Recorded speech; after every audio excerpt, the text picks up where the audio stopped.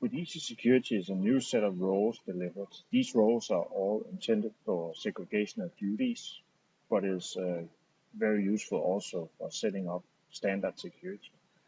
It allows a very simple way by using the role groups to actually set up Sarbanes-Oxley compliance also. The roles has different types of roles. First, there's one for login and logout. There's roles for each role center that allow you to see the information but don't perform any task. Then there's task-based role, and then at the end we can also define object level security with Easy Security also. But let's take a look at these roles in here that are delivered with Easy Security, and do that in this version in here. So with standard NAV, you will get a lot of roles with the system. Some of them are okay, but some of them has a lot of permissions in it. So if we look at the basic role in here, I would see in here there's a lot of read permissions that is not really just required for login, but also is required for doing or showing the role center in here. So it's really a lot more than most people want to just give people access, read access to everything, just because they need to be able to log into it. So all the roles delivered with Easy Security is starting with E underscore, and they can be imported from our installation folder. And if I go take a look at that one down here, I'll see that we have a spreadsheet explaining what these roles actually are in here. We have taken the concept of breaking down NAV to small tasks in here. So we will have a role for creating a customer, one for editing a customer, one for each type of sales documents, one for each process in posting a shipment, posting receipt, posting invoice and credit memo, and so on. We can also, for each of the tasks, we know this one. When the recording in Easy or in Easy Security has been used in here, it actually means that we will know both the objects being used and also the table data, of course, for these processes. We've done this for sales, purchase, finance, and inventory down here. We also separated the posting of journal lines into each type, for example, also. Then we have looked at each role center, and we have a role that allows you to see all the things in a role center, so you can click on every button without getting a permission error, but you can't do anything like posting a sales order because that's a task, of course. And then at the end, we have some technical roles. One about just logging into the database, and that's part of the login or basic role, but it's not everything that is in here. It's very limited. It can only open NAV and not do anything else.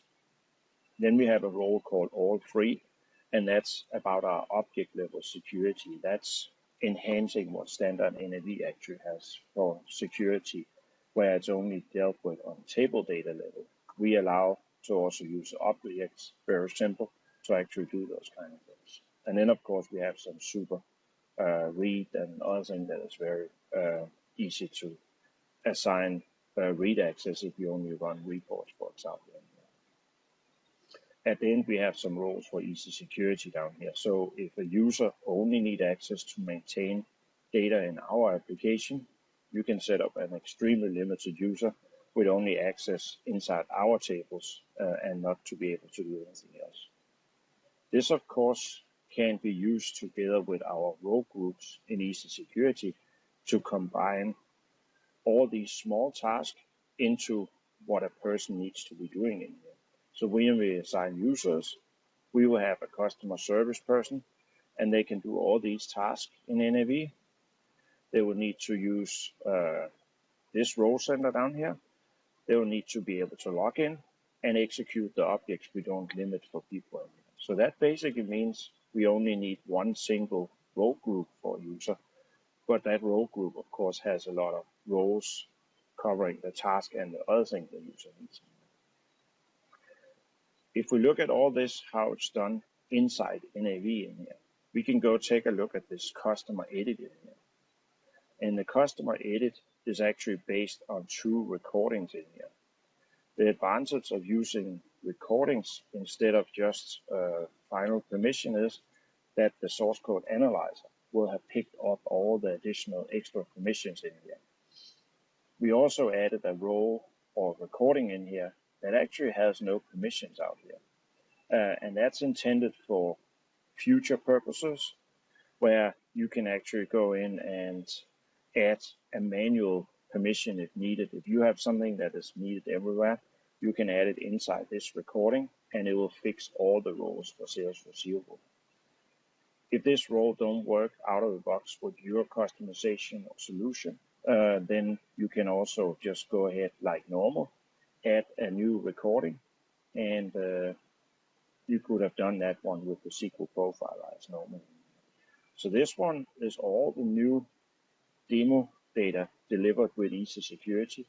When you combine that into role groups, it's really easy to actually go in and take a look at just the type of person that is actually working in here. So with this finance manager or customer service, as we looked at before, I can see all the roles down here that this user needs to have, or a customer service person needs to have, and I can assign this role group instead of the actual roles to the users of that. So with all this demo data, there's a lot of time saved, but it's also showing all the concepts of how to do roles for segregation of duties as well. The last piece of this one is the ability to control the individual objects, and that's what we refer to as object level security. And if I go back and look at my security setup in here, when normally in standard NAV, you have execute object to every object in the database, and that's really because it's complex enough manually to deal with table data. We don't want to deal with 3 or 4 times as many objects to control that one. We have done it very simple in Easy Security, where we can go in and say we want the report level security in here, and we want to by default limit all reports. And that's because a lot of times you have reports that you really don't want people to run. A lot of development reports and other things, and you don't know what to necessarily show. So only reports that are included as part of recordings or that you have decided to give to the users to use, then that's the one they can run. For code units, we have done it differently. We don't limit all code units, but we can actually go in and specific code units, we can take those away from people, like the one from making a quote to a sales order, for example, or the one that releases a sales order. These functions can normally not be controlled, but by limiting the code units, we can actually do those kind of things. Of course, we also use it down for pages down there. What we built based on this one is a new role out here called all free. And if I take a look at this all free right now, I can see we have 2,500 or more than 2,500 permissions in here right now. And that's all the objects we don't have a problem with people actually using. Now I have added 2 reports in here. I've also added a lot of code units. And as I go down to pages, I'll see that, of course, there's also a lot of pages in here, but there's missing some. There's no customer card, there's no GL account list, there's no chart of accounts, GL entries, and so on. All those things have been taken away in here. So it's almost the whole application except a few objects in here. The way we control that is by the object properties in here. So if we go in and take a look at object properties, the object properties are used for many different things in Easy Security. We also use them for reducing permission based on license permissions and things like that one in here. But down here I will see I have reports that has no check mark in object level security. It happens to be the 2 reports that I actually saw in my all free role. The other thing is all these pages, that's one that has object level security. So that's the one I have taken away from people in here.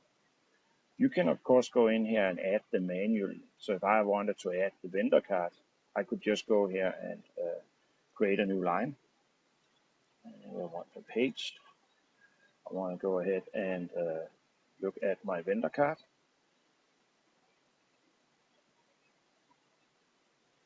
And I want to check this field out here, object level security. This one would now be taken away from the all free. So when you look at the way of all the objects people can execute, they will not be able to do this one any longer.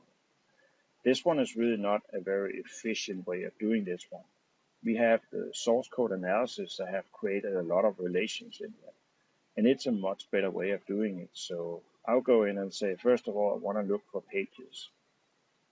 Then I want to look for pages that has a relation to a table or table data in there.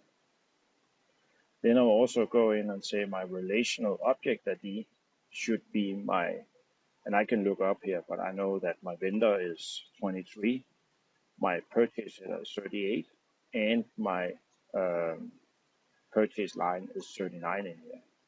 And now I'm looking at all the objects in the system that is actually showing my vendor, my purchase header, or my purchase lines down here. And I could go in and say, okay, all these ones, I want to add those ones to limited access. And let's say we want people to actually have the vendor list here, that's fine. But the rest of them, I want to add to limited access in here. So now 44 objects got added in here also. I could also go in and say, now let's look at reports in here. And I don't want pages any longer. Now I can see the reports that has any of these three important tables in it. And I can say my vendor labels and probably my vendor list up here. Oops. My vendor list and my vendor labels down here. I want to add those ones to free access objects. And that's the one where we don't limit the user from running these ones. So if I refresh this list, I'll see that I have several of these purchase pages also in here. And if I go look at my reports, I'll have additional reports in here also. I can go update my all free role, and it runs through each object type. The nice part about this one is when you add an object in the future, it will actually be added automatically if it is a page in here. So that means you don't really have to do anything all the time. We will actually control all that one for you. So if we look at it now, I have a little less than 2,500 in here because now I took more objects away from the user in here. So all these extra reports, and if I went down to pages, I will see that we'll be missing a lot of them. And you can of course do the exact same one for code units and things like that one. Really use this one for tying it down. So when you look at how you will give access in Easy Security, you would always need to give the login ability. For most users, you also give the ability to run all these objects we don't care about. That's kind of what the basic role is. Then you want to give them a role center, and that's to see all the data that they can see in the role center client. And at the end, you want to give them all the tasks they're supposed to perform in here. And a lot of that one comes right out of the box as new demo data with Easy Security. And it will save you a lot of time, both in defining it, but also to actually go in and record all these new permissions.